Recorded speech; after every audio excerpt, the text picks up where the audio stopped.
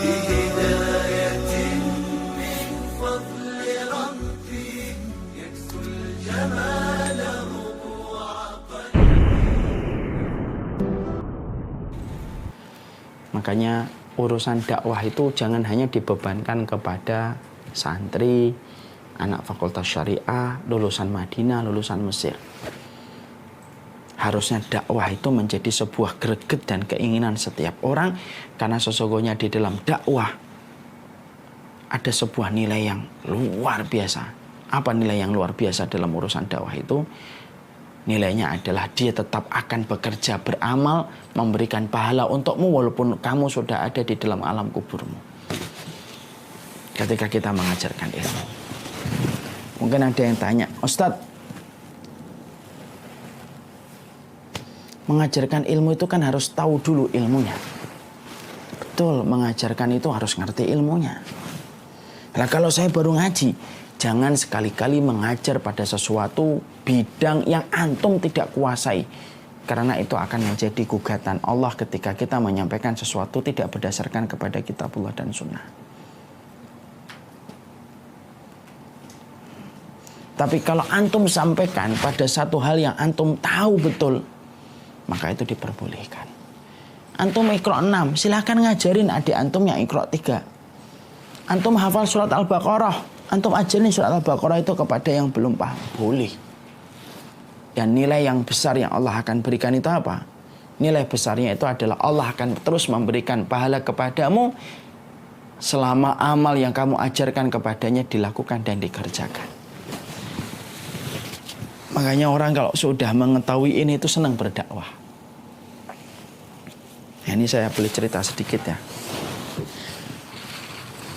Saya termasuk orang yang bersyukur betul bahwasanya dulu saya diarahkan oleh bapak itu ke pondok.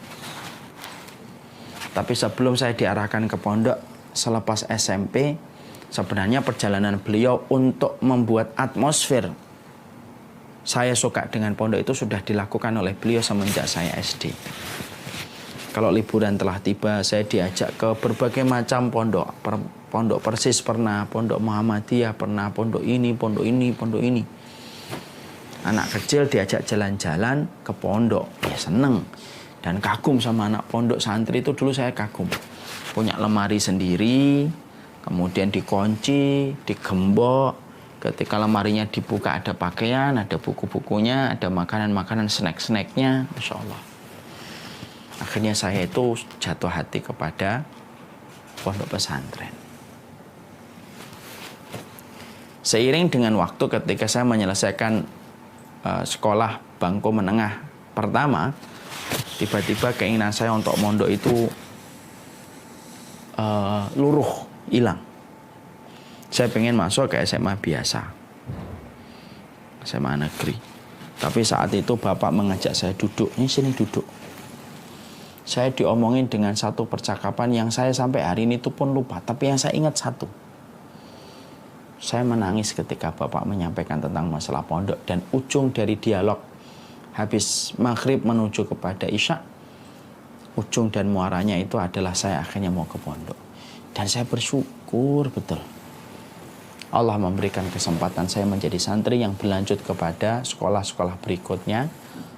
Sampai akhirnya mendapatkan sedikit kunci atas masalah agama. Dan bapak selalu mengajarkan, mulianya mengajarkan ilmu, mulianya mengajarkan ilmu, mulianya mengajarkan ilmu.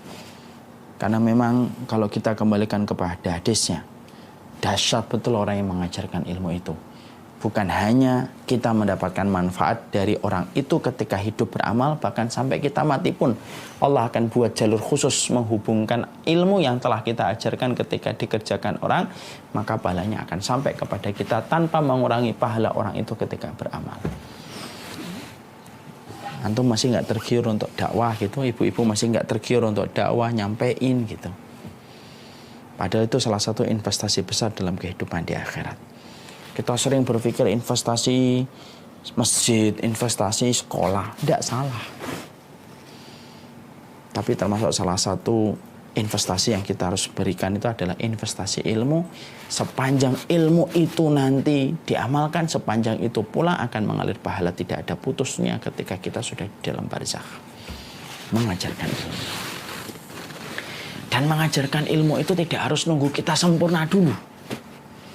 Banyak yang suka beralasan, saya itu masih belum sempurna Ustadz, masih banyak dosanya, saya malu kalau ngajarin. Itulah bisikan syaitan, kata Hasan Al-Basri, untuk memadamkan semangat orang untuk mengajarkan ilmu. Yang betul itu, kamu terus perbaiki hidupmu. Ketika salah kamu bertobat, ketika khilaf kamu beristighfar, tapi tetap sampaikan ilmu itu. Karena di antara 100 orang yang kamu kirimi, broadcast yang kamu kirimkan, mungkin ada 1 orang yang dengan itu akhirnya bisa menjadikan dia mendapatkan kebaikan, dan kebaikan itu selama dilakukan mengalir pahala untuk kita. Kita kan tidak tahu. Ada sebuah kisah nyata di London kalau tidak salah. Ada satu bapak punya anak kecil perempuan. Kerjaannya itu kalau punya waktu, mereka itu suka nyebarkan pamflet ataupun buku-buku tentang keindahan Islam. Supaya orang itu mendapatkan narasi tentang Islam itu sempurna dan tidak mendapatkan narasi dari media mainstream yang selalu menjadi Islamophobia. Selalu hampir tiap pagi memberikan itu sampai habis.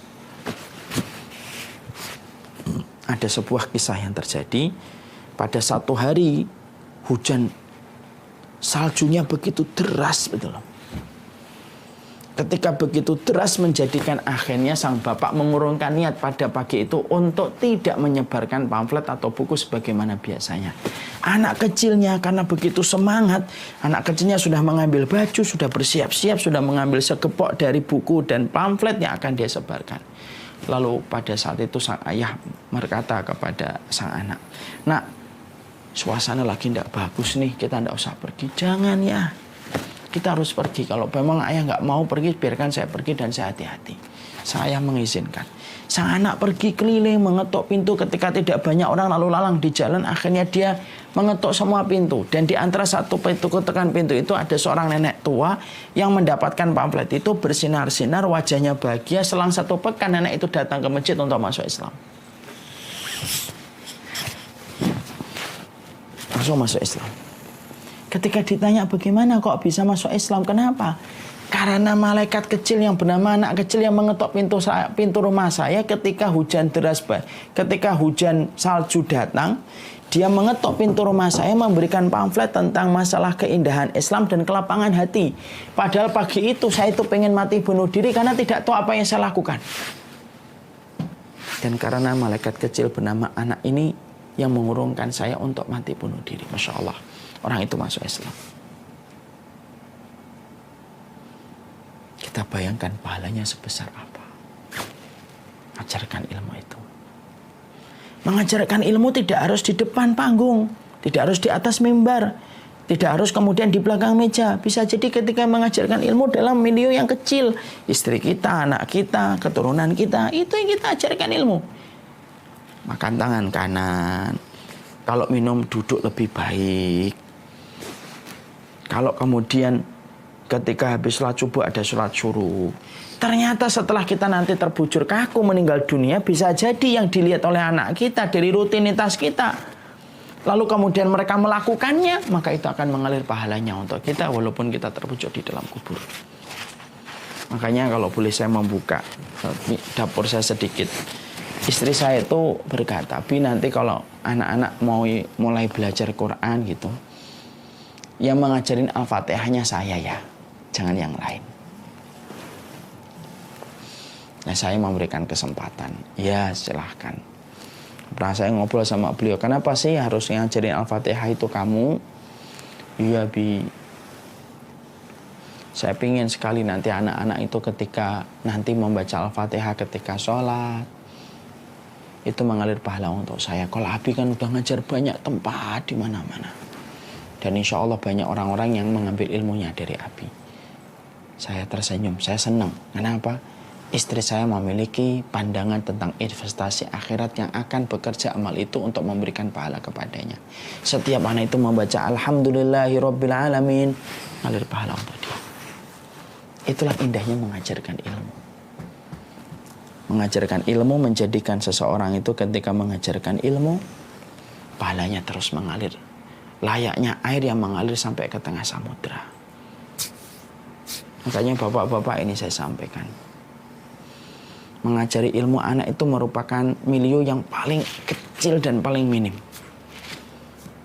Jangan sampai pokok-pokok agama itu diajarkan sama orang. Oke lah, dalam masalah-masalah yang lain diajarin sama ustadz yang kita datangkan dari luar, bolehlah. Tapi dalam perkara-perkara penting dan krusial jangan menyerahkan itu kepada ustadz, tapi pastikan diri kita sendiri yang akan mengajarkan itu kepada anak kita, supaya ketika anak kita beramal atas apa yang kita lakukan, mengalir pahala pula untuk kita, walaupun kita terbujur kaku di dalam kubur.